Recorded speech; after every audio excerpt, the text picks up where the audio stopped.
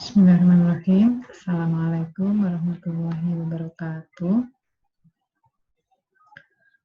Kita bertemu kembali di pembelajaran PAI pertemuan kedua ya. Semoga semua sehat-sehat selalu. Sebelum pembelajaran kita mulai, kita berdoa terlebih dahulu. Semoga semua yang kita pelajari ada manfaatnya nanti. Berdoa dipersilahkan.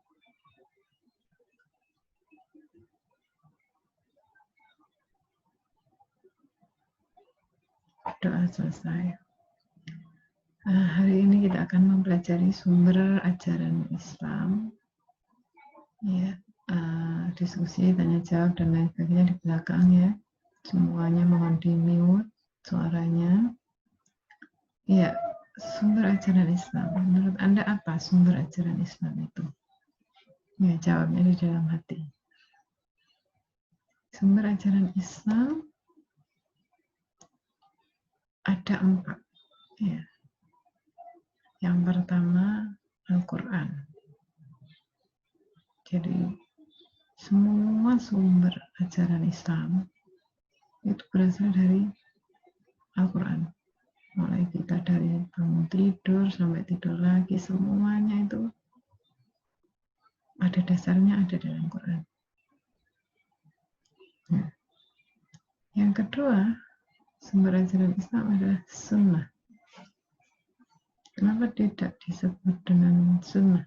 Hadis misalkan. Karena nanti sunnah itu semua tentang perilaku Rasulullah disebut sunnah, baik perkataannya, baik diamnya, baik perbuatannya, dan lain sebagainya, semuanya, keluarganya, kebiasaan-kebiasaan, dan semuanya disebut sunnah, termasuk hadis. Hadis itu perkataan Rasulullah. Yang ketiga itu hubungan hadis dengan Quran. Ini juga sumber ajaran. Kaitan hadis dengan Quran itu juga jadi sumber ajaran. Yang keempat adalah ijtihad. Ya, kesungguhan untuk usaha untuk membuat suatu hukum, maka itu sumber ajaran Islam. Keempat-empatnya kita pakai dengan jenjang yang berbeda. Al-Quran jenjangnya lebih tinggi dari sunnah. Ya, kalau ada di Al-Quran, ada di sunnah, mana yang dipakai? Yang di Quran dulu. Begitu juga sunnah. Kalau ada sunnah, jangan berijtihad dulu. Pernah nggak dicontohkan Rasulullah? Kalau belum pernah, baru berijtihad. Nah, sekarang dalam Quran, mengapa kita menggunakan sumber ajaran Islam itu Quran? Seperti yang pernah Bu Ulfa terangkan dulu ya, bahwa Islam itu kerangka dasarnya di Quran. Quran itu sebagai pedoman. Kalau kita mau kemana-mana, bawanya peta. Kalau kita mau ke surga, bawanya Quran. Pelajari Quran. Dan Quran itu sebagai sumber hukum pertama, ya, yang akan menjelaskan semua hukum-hukum yang ditetapkan sebelumnya. Ini di surat 35. Dan apa yang telah kami wahyukan padamu, yaitu Al-Quran, itulah yang benar. Membenarkan kitab-kitab sebelumnya. Ini. Ya. Jadi diwahyukan, dan Allah sendiri yang menyatakan bahwa Quran itu benar. Jadi secara garis besar Al-Quran memiliki 5 kandungan. Yang pertama, ketauhidan, ya, hal-hal yang berkaitan dengan mengesahkan Allah, memperkuat keyakinan kepada Allah, itu di Quran. Yang kedua berisi syariat. Bagaimana cara sholat, bagaimana cara wudhu, itu di Quran. Meskipun secara garis besar. Kemudian ada juga akhlak dan semua lingkupnya. Baik itu berupa contoh langsung, perintah secara langsung, atau berupa contoh dari kisah-kisah. Karena di dalam Quran juga ada kisah umat manusia di masa lalu. Kisah manusia masa lalu ada, manusia sekarang ada, manusia nanti juga ada. Manusia lalu rata-rata disebut kisah Nabi Musa, kisah Fir'aun, kisah Nabi Nuh, kisah Kan'an, kisah Bani Israel, itu disebut. Kalau kisah umat zaman sekarang tidak disebut, tapi hanya berupa perumpamaan-perumpamaan. Kisah masa depan diceritakan, tapi biasanya tanpa penyebutan nama, tapi penyebutan golongan.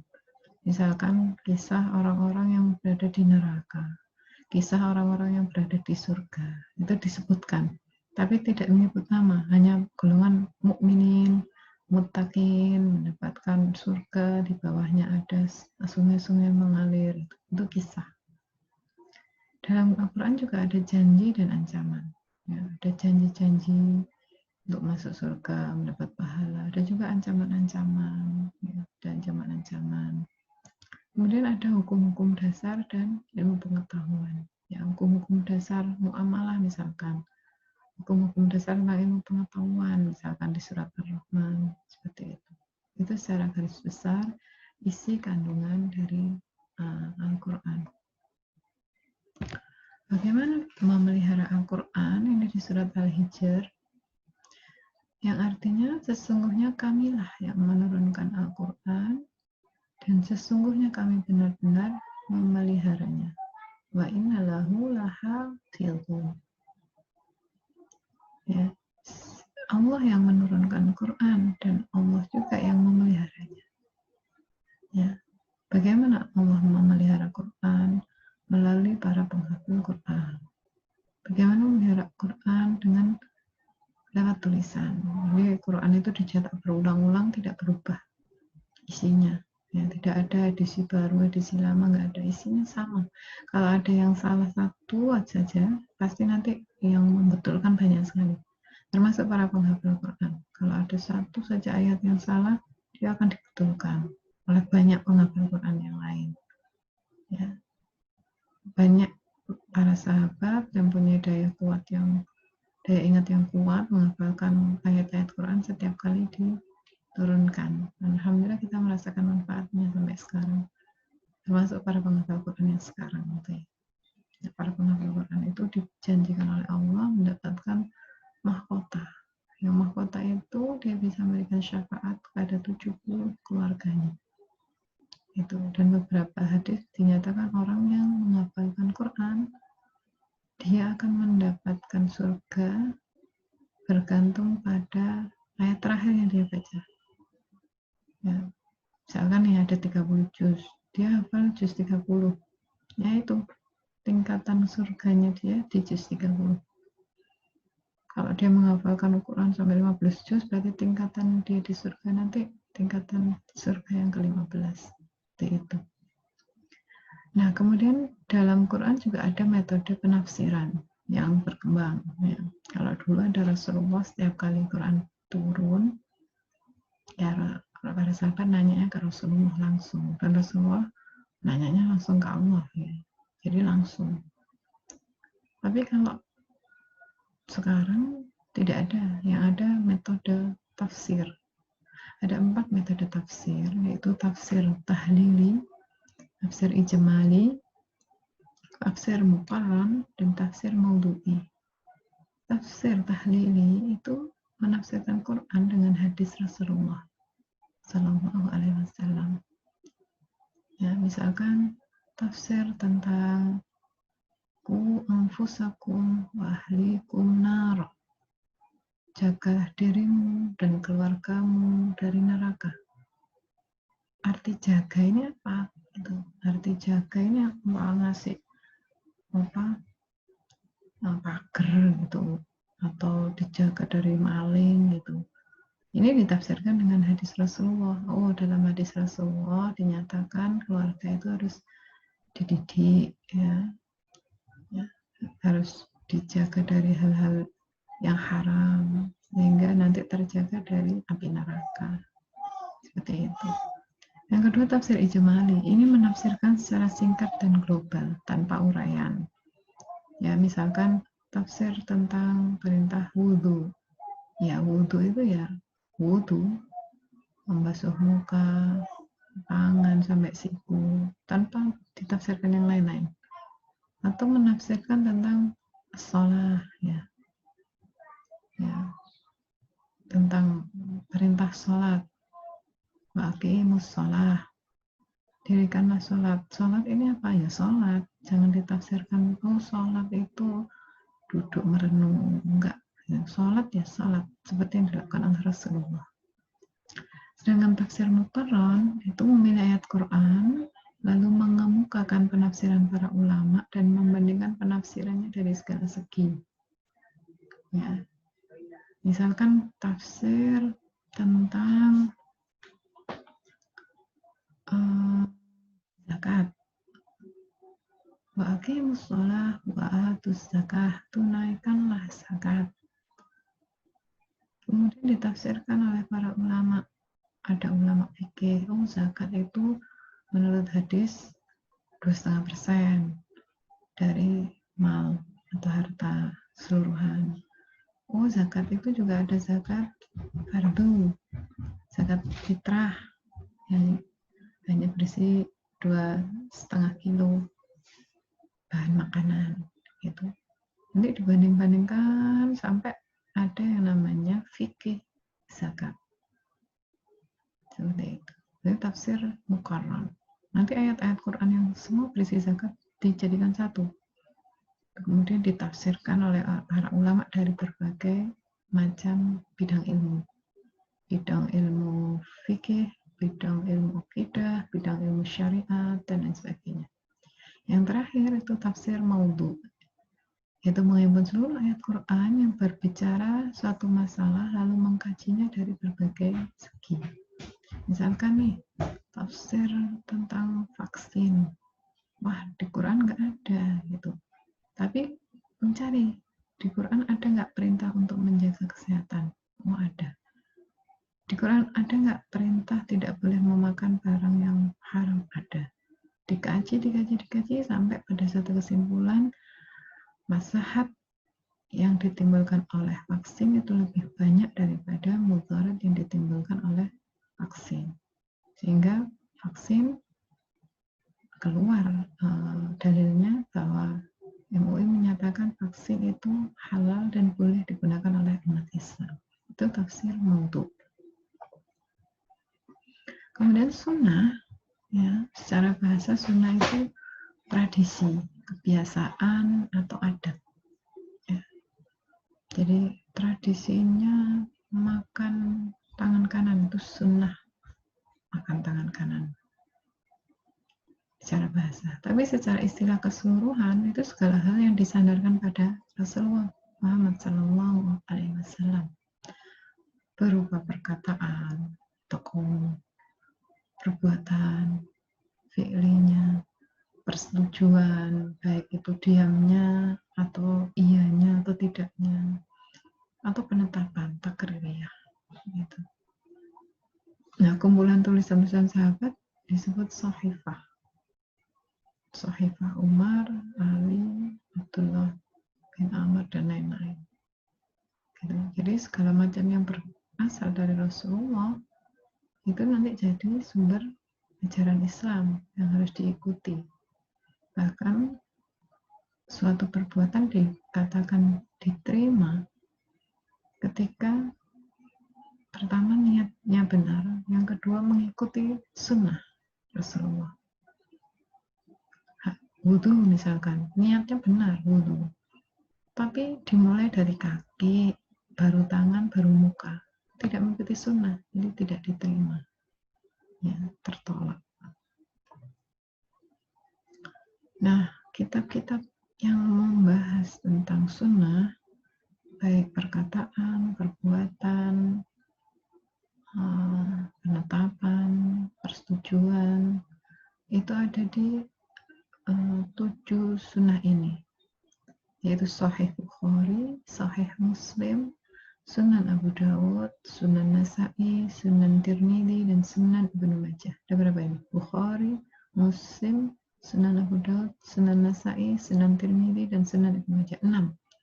Jadi 6 kitab besar ini yang memuat semua perilaku Rasulullah dan sahih semua. Ini 6 ini sahih. Jadi kalau Anda memakai salah satu dari hadis yang ada di sini, itu pasti sahih. Yang tidak sahih banyak, dan itu tidak dibukukan, dibuang.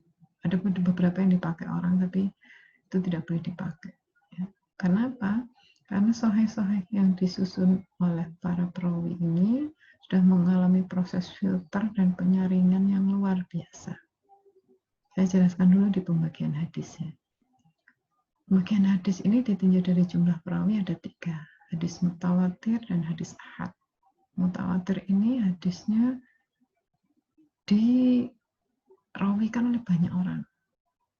Jadi Rasulullah bicara, kemudian di situ ada lebih dari satu orang yang mendengarkan, dan lebih dari satu orang yang mendengarkan ini kemudian menyampaikan, sehingga mustahil orang-orang itu bersepakat untuk berbohong, menyatakan bahwa ini perkataan Nabi, padahal itu bukan. Ya, itu mutawatir. Kalau hadis ahad hanya disaksikan oleh satu orang. Ya. Rasulullah bicara pada Abu Bakar, kemudian Abu Bakar meriwayatkan itu ke yang lain. Gitu. Yang lebih kuat yang mana? Yang mutawatir. Kemudian hadis ahad nanti ada 3, hadis ahad masyhur, hadis aziz, dan juga hadis gharib. Masyhur artinya orangnya terkenal, yang merawikan ini terkenal. Siapa yang nggak kenal dengan Abu Bakar, Umar, Utsman, Ali, terkenal. Pasti hadisnya sahih ahad. Ada juga yang hadis aziz. Ya. Selevelnya bukan sahabat yang hidup di zamannya Rasulullah, tapi Rasulullah sudah nggak ada atau jauh dari Rasulullah. Itu hadis aziz, lebih lemah. Dan juga ada hadis gharib, yang orang yang meriwayatkan tidak terkenal. Kemudian yang kalau ditinjau dari kualitas, ada hadis sahih, hasan, dan dhaif. Hadis sahih itu harus memenuhi 5 syarat. Yang pertama, sanadnya bersambung. Misalnya, hadis tentang innamal a'malu binniyat. Hadis pertama di Arba'in, hadis Arba'in. Siapa yang sanadnya bersambung? Siapa yang meriwayatkan pertama? Si A. A ke siapa? Ke B. B ke siapa? Ke C. C ke siapa? Ke D, sampai orang ke 1000. Disebut hadis sahih kalau dari orang ke 1000 sampai orang yang pertama sama ucapannya, sama penyampaiannya, sama isi hadis yang disampaikan. Sanadnya bersambung, nggak ada yang putus. Jadi dari orang 1000 ke 99 kenal, 99 ke 999 kenal, sampai orang yang ke 1 dia kenal. Ya, bersambung semua. Yang selanjutnya rawinya adil. Adil ini apa? Tidak pernah berbuat hal yang tidak pada tempatnya. Contohnya, ada orang memberi makan kucing, tapi tangannya kosong. Ini adil apa enggak? Enggak. Nah, kalau memberi makan ya tangannya harus berisi makanan kucing. Orang ini bicara ke kucing, pus, biar kucingnya keluar dari rumahnya. Orang ini termasuk tidak adil. Ya, orang ini tidak adil. Kalau ada perawi yang sanadnya nyambung, ingatannya sempurna, tidak ada kelemahan, tidak ada yang janggal, tapi pernah berbuat sekali saja seperti itu, ketidakadilan, meskipun pada kucing, pada tumbuhan, pada orang, baik sengaja maupun tidak sengaja, maka hadis yang dia sampaikan akan turun derajat menjadi hadis hasan. Dan para perawi seperti Bukhari, Muslim, Abu Daud, Nasai, Tirmidzi, Ibnu Majah, ini nyari kemana-mana. Jadi dapat satu hadis, dia teliti, sanadnya nyambung nggak? Dia pergi ke sana nanya, hadis ini pernah Anda terima? Nanya ke B, oh iya pernah diterima, terus diteliti, oke nyambung. Perawinya ditanya lagi, dari orang 1000 sampai orang 1 tadi. Pernah berbuat tidak baik nggak? Dia teliti dari jauh, oh dia baik, sampai meninggal. Oh dia baik sampai meninggal. Sampai ke orang ke 777 misalkan, oh dia pernah membohongi kambingnya. Jadi, kambingnya pura-pura dikasih makan, ternyata nggak dikasih makan. Oh, coret, tidak ada. Tidak bisa masuk kategori hadis sahih. Karena itu perawi-perawi terkemuka ini, Bukhari sampai Ibnu Majah, menemukan mungkin jutaan hadis. Tapi yang dimasukkan dalam buku sahih mereka hanya 10.000, 1.000. Nah, sudah mengalami proses filter yang sangat-sangat ketat. Yang syarat ketiga, sempurna ingatannya. Ya, misalkan innamal a'malu binniyat oleh orang ke 1000. Oke, betul. Orang 777, innamal a'malu binniyat, betul. Orang ke 555, innamal a'malu binniyat. Wah, ada yang tidak sempurna ini. Maka hadis itu turun derajatnya menjadi hadis hasan. Tidak bisa sahih. Kemudian tidak ada ilat, tidak ada yang menggugurkan. Jadi misalkan hadis innamal a'malu binniyat, ada hadis lain innamal a'malu fi amal misalkan. Kok sama? Ini sesungguhnya amal bergantung pada niat. Ini kok sesungguhnya amal bergantung pada selain niat. Kok ada ilat? Kalau sudah ada ilat satu, diturunkan derajatnya jadi hadis hasan. Begitu juga dengan tidak ada kejanggalan. Innamal a'malu binniyat. Sesungguhnya setiap amal bergantung pada niat. Janggal enggak? Enggak lah. Niat itu kan bagian dari keyakinan, akidah. Jadi tidak ada kejanggalan. Nah, nanti saya lanjutkan, yang tidak memenuhi salah satu dari ini turun menjadi hadis hasan. Hadis hasan itu minimal punya 4 syarat. Ya, dari 5 ini 4 syarat. Jadi tidak memenuhinya 1. Kalau dhaif tidak memenuhi 2 sampai 3 syarat. Itu masuk lemah, hadis lemah dan jarang boleh digunakan untuk sumber ajaran Islam. Nanti hubungan hadis dan Quran apa? Jadi di surat An-Nisa ini wa'ati'ullaha wa'ati'ur rasul. Taatlah pada Allah dan taatlah pada Rasul. Sehingga ketika kita melaksanakan sunnah, mempelajari hadis dan mengamalkannya, maka saat itu juga kita dihukumi taat pada Allah. Dan Al-Quran itu tidak mengalami perubahan. Ya, tidak ada perjanjian lama, perjanjian baru, tidak ada. Al-Quran yang kita pegang sekarang sama persis dengan Al-Quran yang turun ketika Rasulullah masih ada. Ya, tidak ada perubahan. Kalau hadis mungkin ada sedikit redaksi yang berbeda karena mungkin perawinya berbeda, makanya itu hadis kualitasnya beda-beda ya. Ada yang sahih, hasan, dhaif gitu. Tapi kalau Al-Quran sama persis. Al-Quran pertama kali turun pada Rasulullah, misalkan Iqra bismi rabbikal ladzi khalaq, maka yang kita baca sekarang sama persis, Iqra bismi rabbikal ladzi khalaq. Tidak mengalami perubahan apapun. Hadis masih mengalami perubahan-perubahan. Kemudian hukum dasar yang ketiga adalah ijtihad. Dari kata bersungguh-sungguh mencurahkan pikiran. Ini dari segi bahasa. Dari segi terminologi, ijtihad itu pengerahan segenap kemampuan oleh mujtahid. Mujtahid itu orang yang berijtihad. Kalau dalam bahasa Arab, sesuatu yang ada mimnya, mengikuti kata kerja itu artinya orang. Ya, ijtihad itu kerjanya, mujtahid itu pekerja, orang yang mengerjakannya. Jadi dia mengerahkan segenap kemampuan untuk mendapatkan hukum, ya, yang bersifat dhani, perkiraan terhadap suatu masalah. Ya. Dan medan ijtihad ada 3 yang paling besar, yaitu pertama masalah baru yang belum ada di Quran, belum ada secara literasinya di Quran. Kemudian nas zoni atau dalil hukum yang diperselisihkan. Jadi nas-nas yang masih kira-kira apa, kemudian menurut A ini artinya, menurut B ini artinya, itu dalil yang diperselisihkan. Atau hukum Islam yang ta'akuli, hukum Islam yang belum benar-benar acak gitu ya, belum benar-benar dinyatakan ada dulu.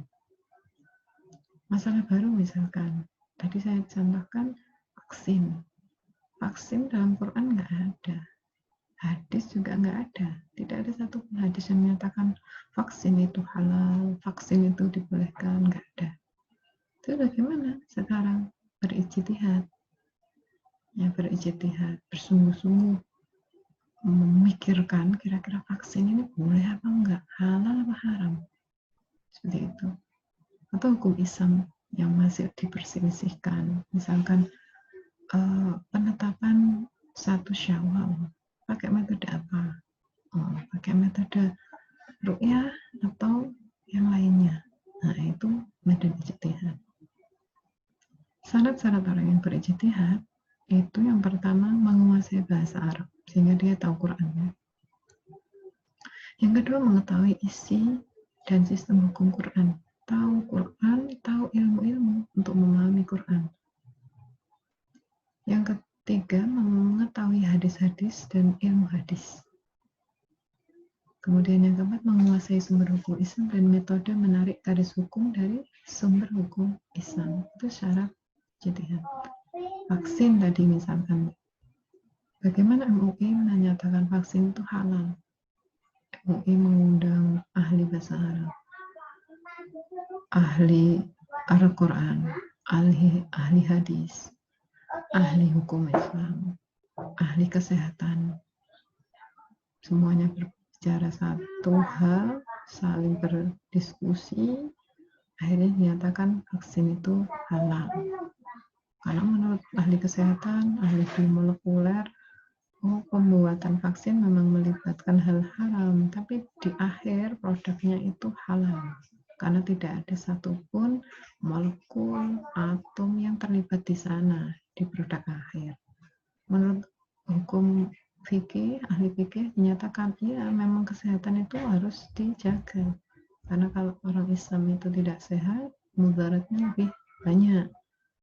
Ada juga ahli hadis atau ahli yang lain menyatakan pandemi tentang penyakit tertentu, misalkan polio, itu luar biasa di dunia. Mau tidak mau kita harus menggunakan vaksin ini kalau umat Islam mau selamat. Seperti itu. Ya, syarat yang kelima, mengetahui kaidah fikih tadi sudah ya, mengetahui rahasia dan tujuan hukum Islam serta jujur dan ikhlas. Nah, masa sekarang tadi saya ceritakan harus ada mujtahid yang menguasai ilmu sosial dan mendalami disiplin tertentu. Seperti tadi vaksin, berarti harus ada ahli biomolekuler, ahli kesehatan, dokter, dan lain sebagainya. Yang nanti bisa memperkuat bahwa vaksin itu memang harus ada dan halal. Gitu. Beberapa istilah ijtihad itu ada taklid, sama dengan akidah kemarin ya, taklid, ngikut saja tanpa dalil. Yang kedua ittiba, mengamalkan tapi tahu dalilnya, ini setara yakin. Kemudian talfiq, beramal suatu masalah dengan gabungan 2 mazhab. Ini boleh talfiq, misalkan kita di Indonesia pakai mazhab Syafi'i yang setiap kali kita batal maka kita tidak melakukan suatu ibadah tertentu seperti sholat, baca Quran gitu. Tapi di Mekah ketika kita naik haji misalkan ya, ketika kita memutari Ka'bah itu ya, itu desa-desaan. Otomatis kan kadang-kadang kita nyenggol lawan jenis kita. Padahal kita disuruh melakukan ibadah memutari Ka'bah itu sampai selesai. Kalau putus di tengah harus diulangi dari awal. Padahal kamar mandinya jauh juga gitu. Kalau kita pakai mazhab Syafi'i, ketika kita bersentuhan dengan lawan jenis batal, berarti kita wudhu. Bayangkan berapa puluh kali wudhu kalau kita menggunakan mazhab Syafi'i. Tapi kalau kita menggunakan mazhab Maliki, bahwa bersentuhan laki-laki perempuan, asalkan itu bukan berhubungan badan, itu tidak membatalkan wudhu. Sehingga kita pakai mazhab Maliki. Bersentuhan nggak apa-apa, kita tetap melakukan ibadah memutari Ka'bah itu taufik. Itu yang bisa Bu Ulfa sampaikan terkait dengan hukum dasar dalam agama Islam. Mungkin silakan dicermati. Mungkin ada beberapa hal yang nanti saya jadikan soal dalam Google Classroom. Ya, mungkin ada